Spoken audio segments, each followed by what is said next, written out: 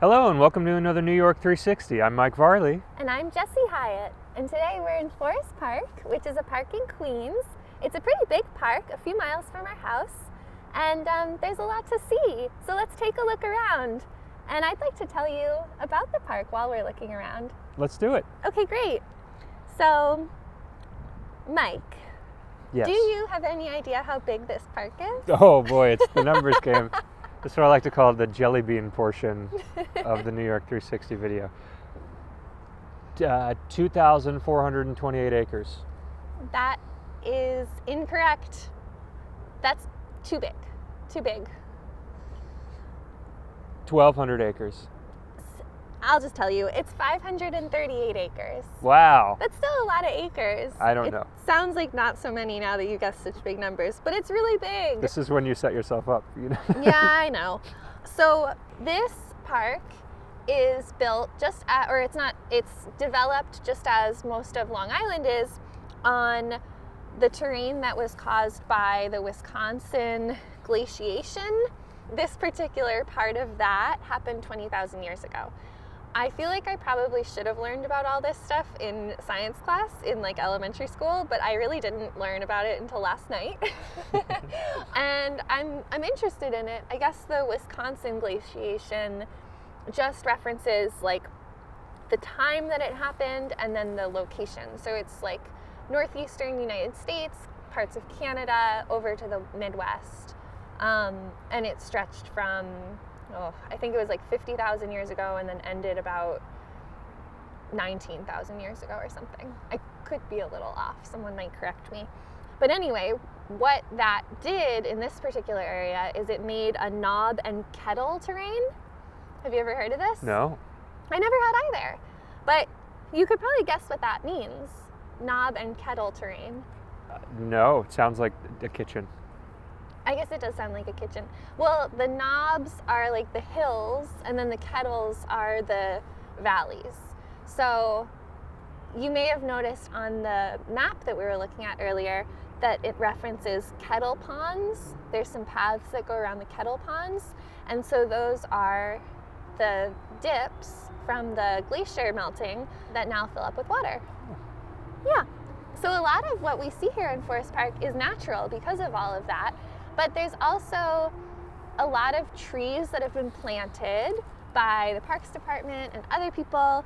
This park actually has the largest continuous oak forest in the area. Continuous? Yeah, that's what it said. Huh. I know, I kept reading it as contiguous. Yeah. But it's continuous, so I think just that it's like next to itself. Yeah. Right? And the Parks Department actually planted a bunch of trees, but a lot of them seem to have been growing on their own too. And there's also more than just oak trees. There are several other species of trees, and there's 165 acres of trees in total in this park. Oh. Yeah. Have you noticed any other species of trees while we've been walking around? I did notice some pine trees. You did? Yeah, I saw those too. Those looked like they were planted recently. Would you like to hear what other types of trees are here? Yes. Okay, so there's the northern red oak, the scarlet oak, the tulip tree, the shagbark hickory, the white oak, the wild black cherry, and then the pine, which we just talked about. And then there's a lot of trees here that are more than 150 years old that create like the base of the canopy. And those are the dogwood, the sassafras, the cork tree, and my personal favorite, the Virginia creeper. Parthenosis, if you know. No, why is the Virginia creeper your favorite? Well, I have a friend who works in the park department, and we have a little joke about that. Do you want to tell it, or is it too inside? I don't know. It might be a little much to get into. Okay. But just think about it. It's the Virginia creeper. You Yeah. could use that to reference some other things. And it's the first scientific tree name that I learned then. It's Parthenosis because it's such a funny name for a tree. So other than trees, there's also a lot of wildlife here. Have you noticed? I have. What have you seen? Well, we saw a skunk earlier. We That did was see a crazy. skunk. That was Pretty close to crazy. us. It was a little too close for comfort. It was right when we walked into the park, and I was worried that if we got sprayed by skunk, we'd still have to walk around and then just be stinky the whole time. It was a very beautiful animal, though. Yeah, it was really cute. It was digging for something. Yeah. Yeah. What else did you see? We saw some black squirrels, which are very unusual in this That's area. true. Did you see any birds? Yeah, I saw some orioles, some blue jays. Mm-hmm. Yeah. I saw a woodpecker. Yeah? I can actually see a red cardinal right now. I Oh. saw some robins. So apparently, this park sees over 100 species of migratory birds each year and a great variety of warblers in the spring. So we're in the spring right now, and we might have seen some warblers. Yeah, I don't know what warblers look like. I don't either. So, But we have sure seen a lot of birds while we've been in here today. And part of that reason is because the birds are attracted to the Kettle Ponds that we spoke about earlier. So this park is on land that was Lenape land okay. until 1635 when the Dutch settlers arrived. And then it became a park in 1895. Between 1895 and 1898, the Brooklyn Parks Department started buying the land from private landowners, and then because it used to be that the Brooklyn Parks Department took care of all the parks in both Brooklyn and Queens. Queens didn't have its own separate parks department until 1911, and then it's been part of the Queens Parks Department since then. And during that time that they were buying all that land, they were trying to figure out, how to design the park. And Mr. Park Guy himself, Olmsted, came in and designed Forest Park Drive. We should talk about Frederick Olmsted just for a second for people that don't know him, because we talk about him like he's a common figure, but that's maybe just because we live in New York. That's a very good point, Mike. Yeah, I guess that, like, us New Yorkers, we're all like, oh yeah, Olmsted again, because you see his name all over the place. Do you want to talk about it a little bit? Just as much to say that he is the architect for parks such as Central Park and Prospect Park, and in some ways a progenitor of modern parks around the country.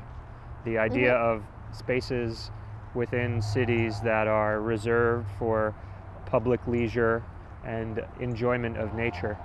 That was something that wasn't as robust prior to him, and he took it national. It's true. Yeah. He also designed some parks outside of the city. I don't remember Many. offhand which ones, but there might be people outside of New York that are listening that recognize the name too, because maybe someone that's watching this now actually has an Olmsted Park in their city. Yes. But Prospect and Central Park are famously known to be done by him, but I did not know until we started doing research for the walk that Forest Park as well was done by him. And I'm not sure if it was also done by Calvert Vaux or Vaux. I never remember which way it is. I think it's Vaux. But that was his partner in Central Park as well. Yes. And we were walking on Forest Park Drive earlier, and remember we were saying that it kind of felt like Prospect Park or Central Park a little bit, and there you go. Yeah. So we actually haven't gotten there yet, but there's an interesting little building here that has some history to it. It's called the Overlook. It is at the eastern end of the park. We may or may not even get to it. This is a big park. It is a big park. And we live on the western end, so we may not get to the eastern end, but it's good to know about. It's a building that was built in 1911 by the Birchman and Fox firm in a Spanish mission style. And it's really just an office building, but what is interesting about that building is that Henry Miller, the author who wrote Tropic of Cancer, among other books, Okay. he was living around here and he needed some work. He was trying to take care of his wife. I guess she was, whatever. I didn't really get into it, but she seemed like maybe they weren't having a great relationship, and he was trying to make more money to make her happy, is the way the story goes. So he had a friend that worked for the Parks Department that gave him a job here at Forest Park, and he started out as a grave digger, He worked his way up to office manager, and then while he was an office manager working in the Overlook building, his wife left him and moved to Paris, and he spent an entire night writing, like in turmoil, and eventually reconnected with his wife and moved to Paris. But that night, he wrote 32 pages that ended up serving as an outline for all of his literary work after that. So we've seen a lot of the natural elements of this park today, and unfortunately we are not actually able to get into some of the unnatural elements, if you will. But there are a couple things that are in here that can probably be accessed in the future. There's a 110-acre golf course, and that is said to be one of the city's most difficult golf courses due to the terrain. It's a 67 par. Does that mean anything to you? Sure. Yeah. I would say that that's not that difficult, but I don't know. Interesting. I wasn't going to take note of that fact because it didn't really mean anything. I mean, I understand what it means to have a par count or whatever, but I didn't really know. I don't golf, so I don't know how big that number should be, but I think 70 to 72 is usually professionally where they're at. Ah, okay, gotcha. Well, this one's 67. I mean, it's said to be one of the city's most difficult. Like, how many golf courses are in the city, though, too? I don't know. That seems like potentially just a claim that's like, maybe there's only 2 golf. I don't know. I shouldn't say this. I don't know. You have to get a fact checker.